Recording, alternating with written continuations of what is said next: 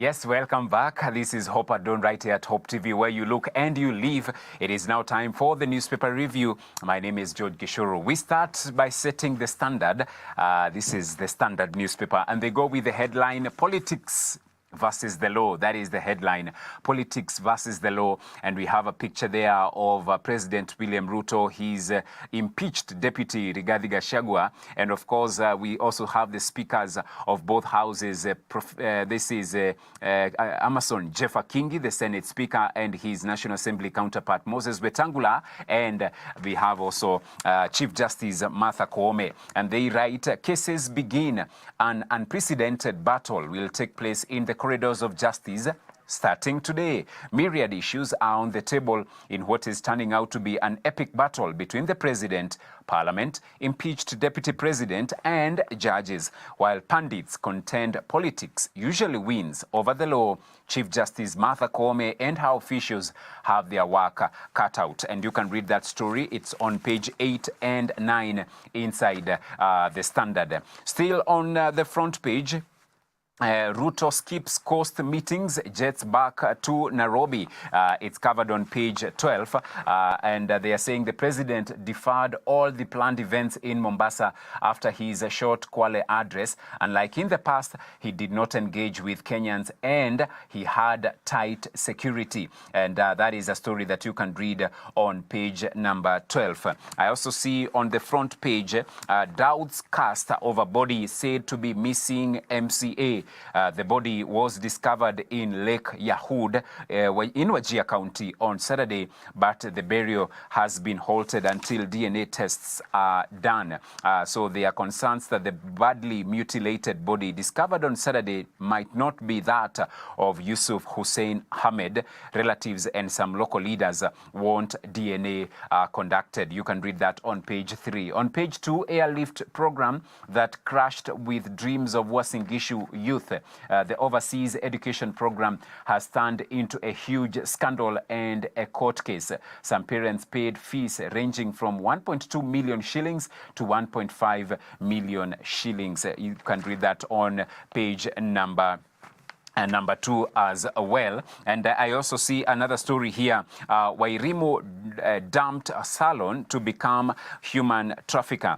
Eunice Wairimu has now been jailed for 10 years after her attempts to lure Kenyans into slavery abroad were halted. It's on page number 10. That story, you can read it there. And how ex-saloonist facilitated human trafficking ring. Victims were promised jobs in Thailand, but it turned out the destination was Myanmar. Last week, Eunice Wairimu was jailed for 10 years last week for human trafficking. Read that story on page number 10.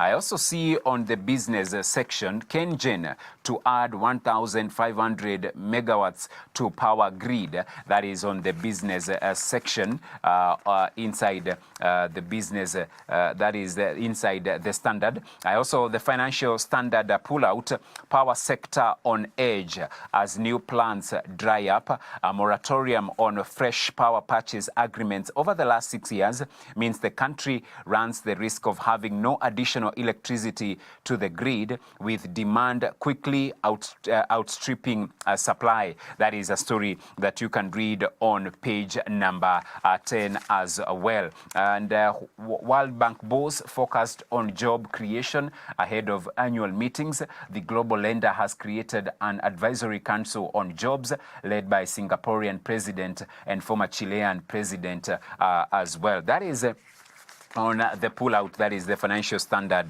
pullout. Then we peruse to get to see other pages inside the Standard, and it's on the county news. Talai community elders say they are not after land in Homa Bay. They allege the colonial government moved them to parts of Suba because it was infested with tsetse flies. The community stayed in Suba until 1962 when they left for Kericho. Read that. War Memorial Memorial Hospital set for reopening. A 5-member committee is now in place to reopen the Nakuru War Memorial Hospital as ordered by the Court of Appeal. The court gave the orders on the 1st of October. And of course, that KenGen story, KenGen to add 1,500 megawatts to grid in 559 billion shillings financing plan. World Bank agency insurer in bid to boost investments in Africa. New team takes over operations of Kangunu Society.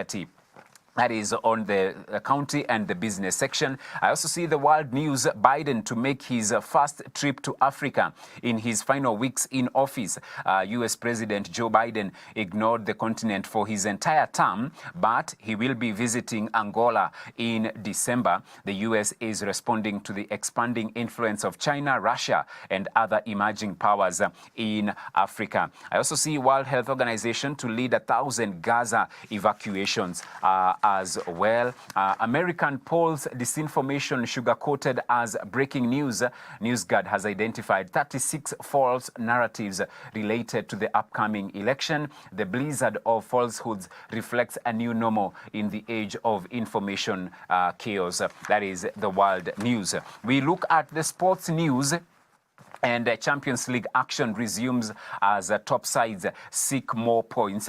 Arsenal face Shakhtar as they hope to bounce back after loss in EPL on Saturday. Last season's finalists meet as Real Madrid travel to Borussia Dortmund. So some of the matches to be played today: AC Milan will be at home to Club Brugge. Arsenal taking on Shakhtar at home. Aston Villa will be at home to Bologna. Juventus will be entertaining Stuttgart. PSV Eindhoven will be away to PSG.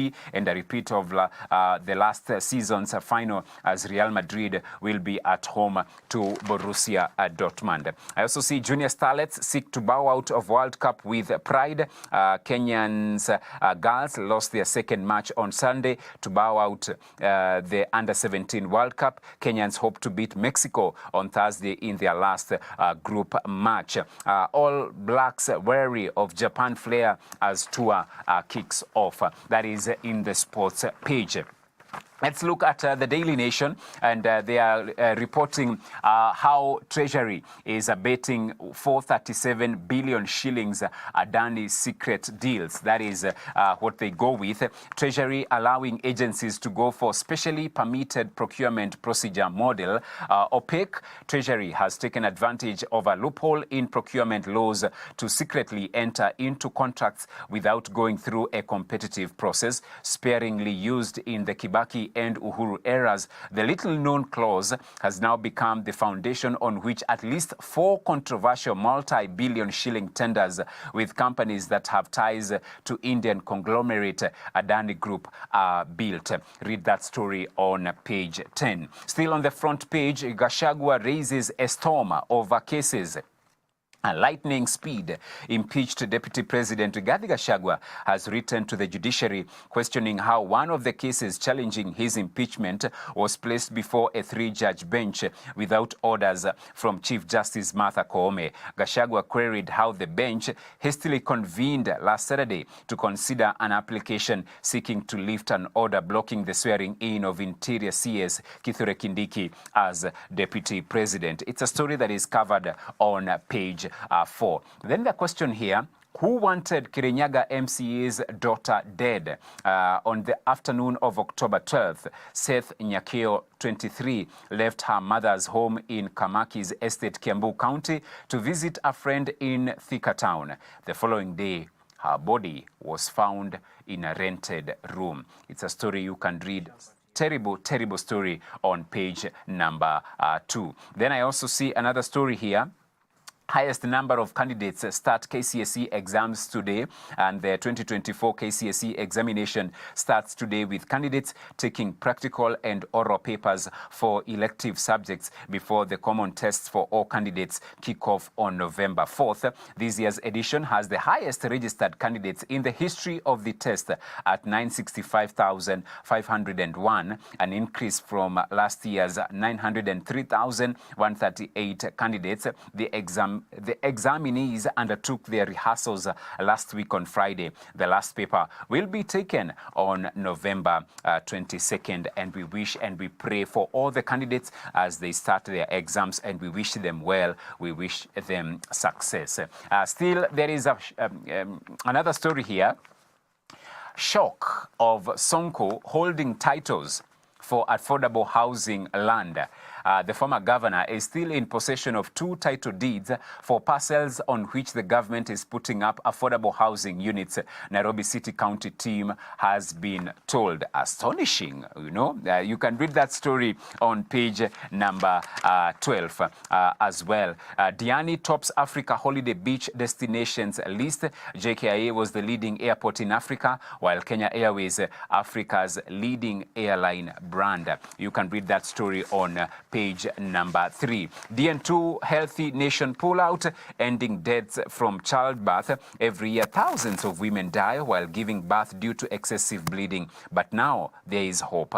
New innovations are tackling the leading cause of maternal mortality. And that's a story you can read on pages 4 and page 5 as well. And company bets on local production to serve Kenya's growing real estate. Focus on innovation not only helps maintain their competitive edge, but also contributes to the overall advancement of the manufacturing sector. That is inside the nation as well. As we look at other news making headlines inside the county news, that is the county news, we see governors now face arrest, detention for Senate snubs. Read that.